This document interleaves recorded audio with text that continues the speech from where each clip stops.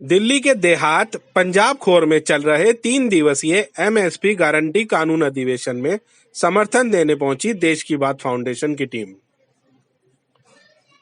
देश की बात फाउंडेशन एमएसपी गारंटी किसान मोर्चा के तत्वाधान देश भर में होने वाले एमएसपी गारंटी कानून अधिवेशन को पूरा समर्थन देती है। कृष्णा यादव।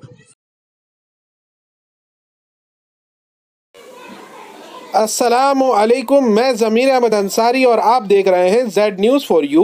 अर्ज़ यह है कि आपने अपने YouTube channel Z news for you को अभी तक सब्सक्राइब नहीं किया है तो अभी करें और साथ ही दिए हुए बेल आइकन को भी दबा दें, जिससे हमारी आने वाली सभी वीडियोस के नोटिफिकेशन आपको मिलते रहें।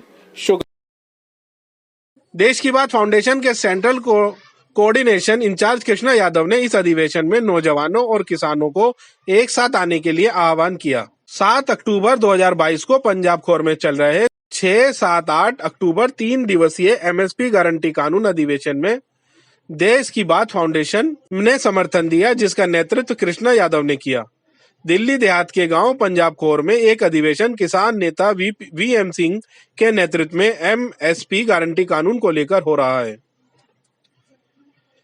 सन 1965 तक भारत के 45 करोड़ लोगों का पेट अमेरिका में लाल गेहूं मंगाकर भरना पड़ता था।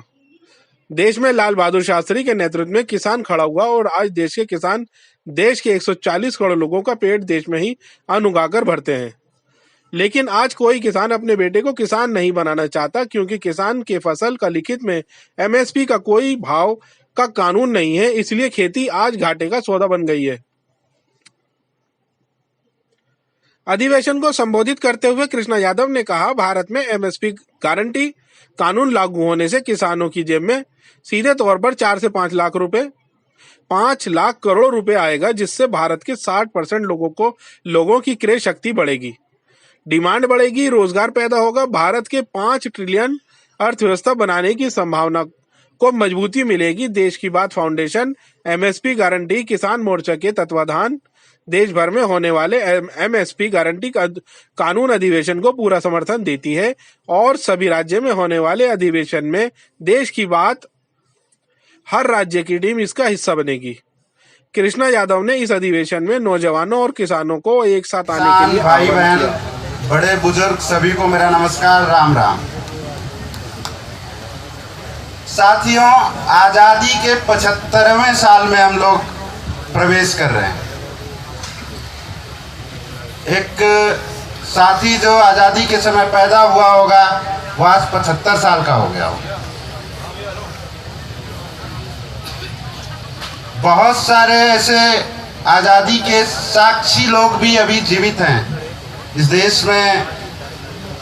वो इस देश को खुशहाल देखना चाहते थे उस समय, तब से वो संघर्ष कर रहे हैं। लेकिन एक ऐसा विषय है जिस पर हम सब लोग आज जूझ रहे हैं आजादी के 75 साल बाद भी, वो है जीविका का विषय, वो है रोजी रोटी का विषय। हमारा देश एक कृषि प्रधान देश माना जाता है। आज देश की जो पूरी आबादी है 140 करोड़ के आसपास, उस सब का पेट भरने वाले जो लोग हैं वो अन्नदाता, वो किसान भाई हैं। परंतु 75 सालों में मैंने तो अपने आंखों से इधर लगभग 30 सालों से मैं देख रहा हूं कि किसान अपने अधिकारों के लिए लड़ता है, झगड़ता है, सरकारें आती है जाती रहती हैं, लेकिन उनको उनका अधिकार और हक नहीं मिलता है।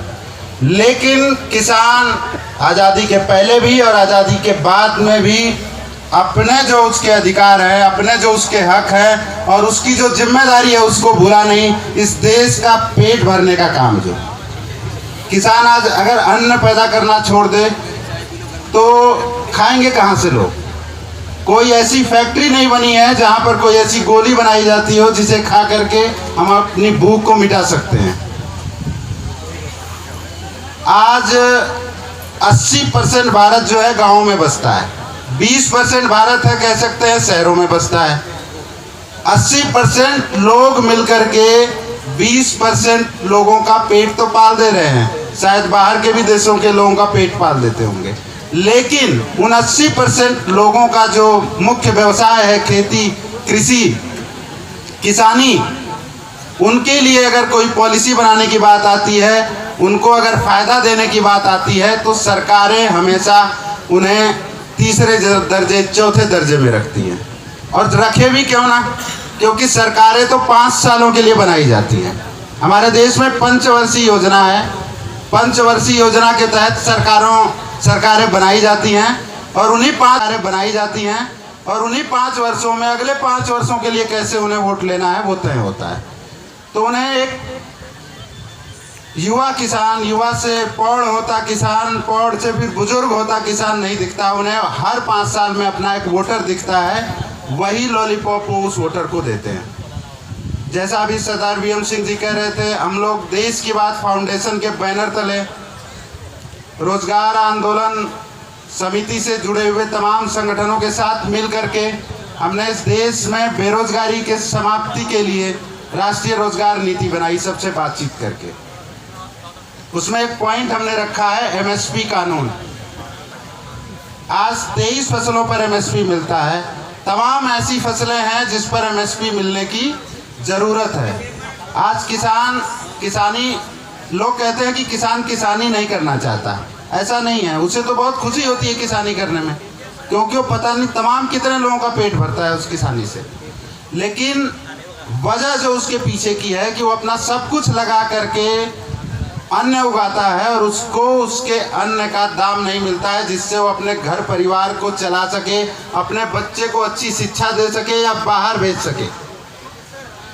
एमएसपी गारंटी कानून अधिवेशन में जो भी फैसले होंगे, हम लोगों का भी मानना है कि एमएसपी 23 फसलों पर नहीं, सभी फसलों पर होना चाहिए।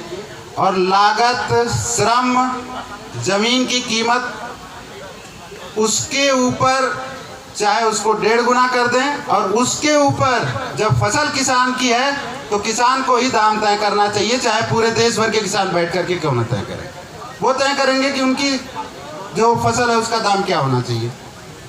हम लोग आपके इस एमएसपी गारंटी कानून पर पूरी तरह से समर्थन में हैं। हम लोगों का जहाँ भी सहयोग चाहिए, जैसे राज्यों में अभी कार्यक्रम होंगे, देश की बात फाउंडेशन राज्यों में जो उसकी यूनिट है वो जगह जगह पर जहाँ भी आपको समर्थन चाहिए वहाँ हम समर्थन करेंगे। इस बात को हम युवाओं के बीच में ले जाएंगे।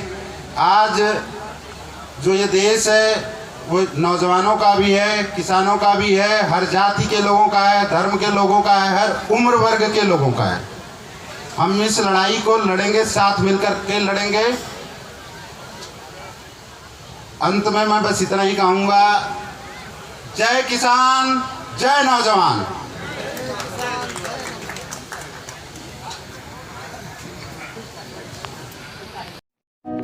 एक बार फिर आपसे रिक्वेस्ट है कि आप अपने इस यूट्यूब चैनल को सब्सक्राइब करें, लाइक एंड शेयर ज़रूर करें। शुक्रिया।